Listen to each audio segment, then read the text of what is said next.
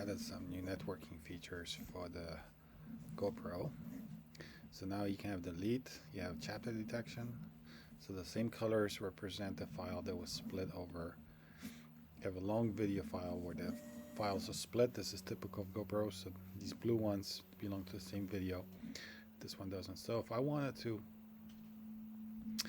just identify them and see how they are, this is what you can use. And you can also select the chapter, and this will merge the file. This will merge these 5 into one video file for you. But it's also a good idea use it just to see what kind of videos you have, so you know these belong to one. This is independent. Anyway, I want to archive this guy here. You can also straight out delete it if you want.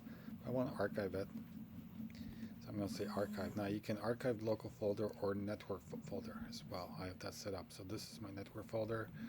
I have a home server that runs. So yeah, I want to do remove. You can archive and remove, yes.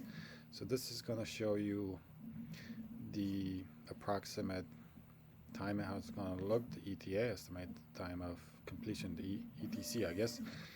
And it gives you progress bar with a percentage. So it will depend on the file size and how many you have. But it's nice because you can just click and go away.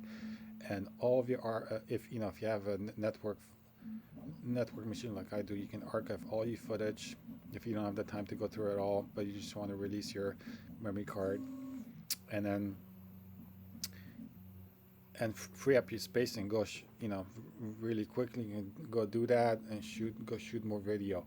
I'm also thinking about doing an import archive button here, so you can actually import it or just import in general, but maybe just import archive, because import in general it would be on your local drive, so that would be a little bit different, or it's already there. But I'm constantly thinking about adding additional options that make sense. You don't want to overwhelm this whole process or add things that don't make sense. So through the iterative process of just like thinking it through and actually using it, this is what I do. So as you can see, it finished the copy. Now it's doing a verification, so it's doing a hash check. This takes a little bit extra time, but it's actually verifying every copy to make sure it copied correctly before it deletes it from your SD card. There's just an extra little, confidence check there.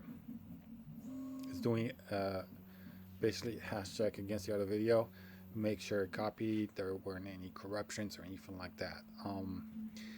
And then when it's finished, it should tell us it's finished, and then this will go away from SD card. This will update.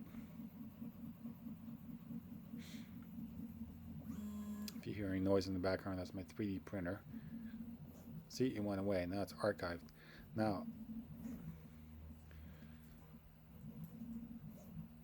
yeah, so that's basically it. I'm actually going to archive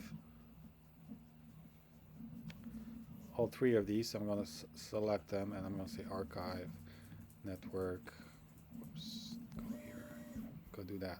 So it's going to go 1 through 5 now and archive them all for me.